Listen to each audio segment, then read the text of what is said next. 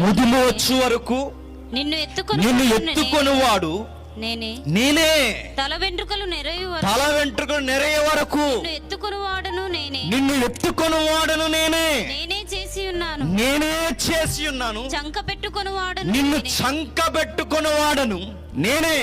ఒక మానవ జీవితానికి చిట్ట చివరిలో జీవిత చర్మాంకములో తీయటి గుర్తేంటో చెప్పనా? నీ దేవుడు నిన్ను ఎత్తుకుంటాడు. నీ కనిన కొడుకులు నిన్ను ఎత్తుకోనకపోవచ్చు గాక, నీ కూతురు నిన్ను పట్టించుకోకపోవచ్చు గాక, కానీ నిన్ను పుట్టించిన దేవుడు నీ వయసు అయిపోయిన తర్వాత నీ వృద్ధాప్యంలో ఆయన పట్టించుకుంటాడు. పట్టించుకుంటే ఎలా ఉంటుంది?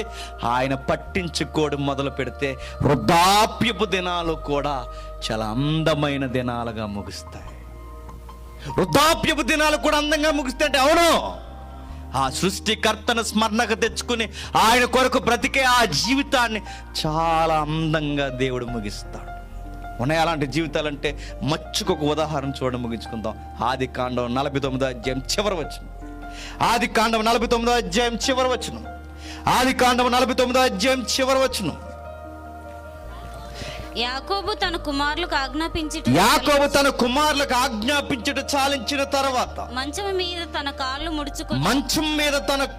ముడుచుకొని ప్రాణము విడిచి తన స్వజనుల యొద్దకు చేర్చబడి. అధ్యాయం ఏంటో తెలుసా? అది వీడ్కోల అధ్యాయం. యాకోబు జీవితంలో మరణం యొక్క ముగింపులోకి వెళ్ళిపోతున్నప్పుడు చిట్ట చివరి చెప్పిన మాటలు అవి. 12 మంది కొడుకులు పిలిచాడు. పెద్దోడితో మాట్లాడు, చిన్నోడితో మాట్లాడు, మధ్యవాడితో మాట్లాడు. 12 మంది కొడుకులతో మాట్లాడిన విషయాలు ఏం మాట్లాడాడు? ఒరే పెద్దోడా ఇలా ఉండరా అని చెప్పాడు. ఒరే చిన్నోడా నువ్వు ఎలా ఉండరా అని చెప్పాడు. ఒరే మధ్యన పుట్టినవాడా ఇలా ఉండరా. ఒక్కొక్కరికి ఏ విషయాలు చెప్పాలి. ఏం చెప్పాడు? ప్రాముఖ్యమైనదంటే ఒక ముఖ్యమైన విషయం చెప్పాడు. నా జీవితంలో నేను ముగించుకొని వెళ్ళిపోతున్నాను. నా వృద్ధాప్య దినాలు లాంటి దినాలు మీకు కూడా వస్తాయని చెప్పాడు. నా అంత్య దినాల్లో నా జీవితాన్ని నేను ముగిస్తున్నాను, మీకు కూడా అంత్య దినాలు వస్తాయి. ఆ అంత్య దినాల్లో మీ జీవితాల్లో నెమ్మది ఉండాలి అంటే సృష్టికర్తను జ్ఞాపిక తెచ్చుకొని బతకండి అని చెప్పాడు. ఇదిగోరే పెద్దోడా నువ్వు ఇలా ఉంటే దేవుని ఎదుట నీ జీవితం ఇంపుగా ఉండదని చెప్పాడు. రెస్మాకార్ నువ్వు ఎలా ఉంటే బాగోదు, గాదు ఎలా ఉంటే బాగోదు, తాను ఎలా ఉంటే బాగోదు, యోధా ఇలా ప్రతి ఒక్కరిని సర్దాడు. ఎందుకంటే జీవితంలో అన్ని రంగులు చూసేసాను నేను అన్నాడు. లవ్ ఎలా ఉంటుందో, సంసారం ఎలా ఉంటుందో, మోసం ఎలా ఉంటుందో, దెబ్బలు తిన్న తర్వాత ఎలా ఉంటుందో అన్నీ చూసి చెప్తున్నాడు. ఇవన్నీ కాదు జీవితంలో దేవుడు ఉండాలన్నాడు. అది చెప్పి తన చివరి మాటలు, ముగింపు మాటలు, వెళ్ళిపోతున్న మాటలు 49వ అధ్యాయంలో చెప్పి చనిపోయాడు. ఆ చనిపోతున్నప్పుడు అందంగా చచ్చిపోయాడు, ధైర్యంగా చనిపోయాడు. ఆ చనిపోతున్నప్పుడు ఎలా చనిపోయాడు? కాళ్ళలా దగ్గర ముడుచుకొని అందముగా చచ్చిపోయాడు. అంటే ఆయన అంత నీటిగా చావుని ముగించడానికి కారణం తన గుండెల్లో ఒక జ్ఞాపకం ఉందట. ఏముంది? ఒక్కసారి ఆ మాట అలాగే ఉంచండి. ఎబ్రీ పత్రిక రండి, 11వ అధ్యాయం. ఎబ్రీలకు రాసిన పత్రిక 11వ అధ్యాయం 21వ వచనం. ఎబ్రీలకు రాసిన పత్రిక 11వ అధ్యాయం 21వ వచనం. ఎబ్రీలకు రాసిన పత్రిక 11వ అధ్యాయం 21వ వచనం.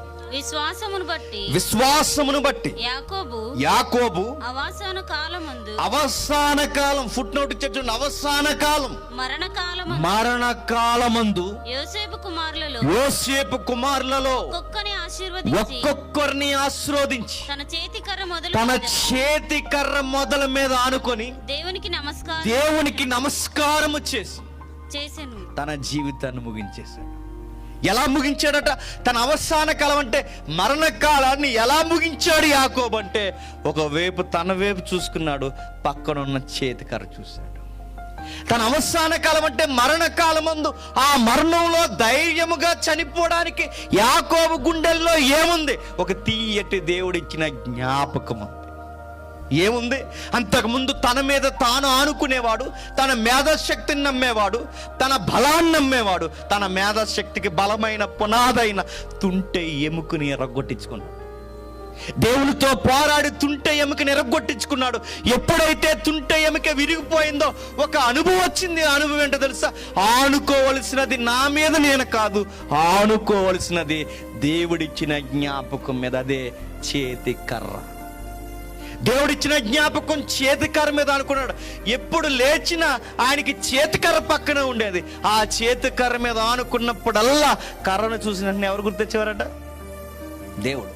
కర్రను చూసిన వెంటనే దేవుడు గుర్తొస్తే, ఈ కర్రను చూసి నడవలేని తన కుంటితనాన్ని చూసినప్పుడల్లా దాన్ని చేదు గుర్తు అనుకోలేదు, తీయటి గుర్తు అనుకుని చేతి కర్ర మీద అనుకుని దేవుడికి వందనాలు చెప్పేవాడట, నమస్కరించేవాడట. దేవా నీకు స్తుతులు, స్తోత్రములు. నా జీవితానికి అనుభవాన్ని ఇచ్చావు. అనుభవాలతో చచ్చిపోయాడు ఎవరు? యాకోబు. అనుభవాలతో, జ్ఞాపకాలతో, దేవుని గుర్తులతో చనిపోయాడు. మరి మనమే గుర్తులతో చనిపోతున్నాం? తాగి తాగి చచ్చిపోతున్నాం, తిరిగి తిరిగి చనిపోతున్నాం.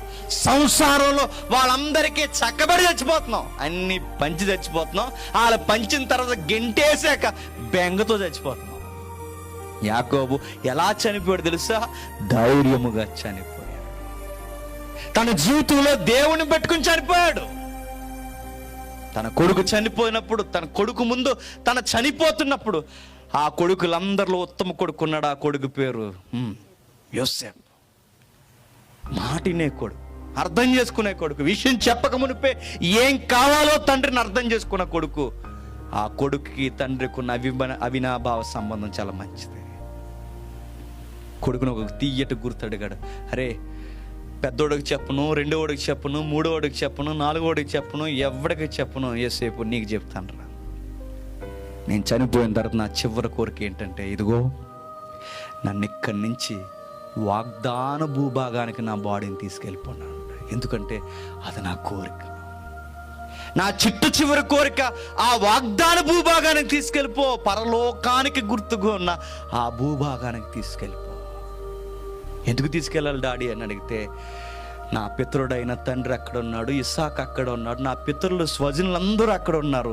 అక్కడున్న వారి పక్కనే నన్ను కప్పెట్టిన తర్వాత నేను నమ్మిన దేవుడు ఒకరోజు తిరిగి వచ్చి నన్ను తిరిగి లేపుతాడు.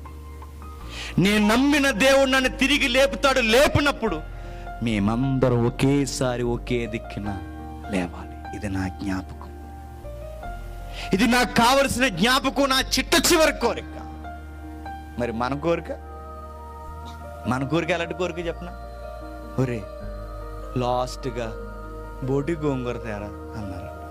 ఇంకా గోంగూరే నీకు. ఇంకొకరు అన్నాడు, పొడవ సొట్లు ఉంటుంది, పొడవ సొట్ట. నిప్పెట్టేళ్ళ నోట్లో ఇంకా సొట్లు అన్నావంటే ఇంకా రేపు మో చర్చిలో ఉన్నావు. చుట్లు చివరి కోరిక ఏంటి? చుట్లు అంటారు, కూరలు అంటారు, కొంతమంది ఉంటారు పవర్కాయ, బ్యాందీ, సారా ప్యాకెట్ అని చివరి కోరికలు. ఆ కోరికలు తీర్చరు, ఎందుకంటే కొడుకులు కూతురు తీర్చరు, ఆ వయసులో తీర్చరు. కూర అనమన్నప్పుడు కూర అనరు, అడిగినప్పుడు ఏమి పెట్టరు, చచ్చిపోయి తలకాడ ఎడతారండి గోధు దగ్గర. ఆ చనిపోయిన తర్వాత సమాధి పండుగ దగ్గర ఇంత కూరండి పట్టుకెళ్ళి, మా నాన్నకి ఈ కూర అంటే ఇష్టమని ఆ గిన్నెటికి ఎడతారు తలకాడ. మరి మీ సైడ్ పెడతారు లేదో నాకు తెలియదు. తల దగ్గర గిన్నెలు పెడతారు, తల దగ్గర స్వీట్లు పెడతారు, తల దగ్గర గోంగూర పోటీలు పెడతారు, అన్నీ పెడతారు. విషయం ఏంటి చెప్తా, అక్కడ ఎందుకు పెడుతుందంటే వాళ్ళు ఎగడు కాబట్టి పెడుతున్నారు. లెగితే నువ్వు నీ గిన్నె ఉండదు, ఏముండదు, పరార్. కూరలు ఉప్పు అనడం లెగిసి ఏమంటావు? తప్పవు, ఇంకా నీకైపోతుంది బోటు గోంగూర. ఆ లెగడ కాబట్టే తలకడ నెడతాం. బతుకున్నప్పుడు గుప్పడి మెతికిలు ఎట్టండి, చచ్చా గోతికలు ఎడతారు. ఇవన్నీ మిక్చర్ ఎడతారు, బ్రాందీలు ఎడతారు, సొట్లు ఎడతారు.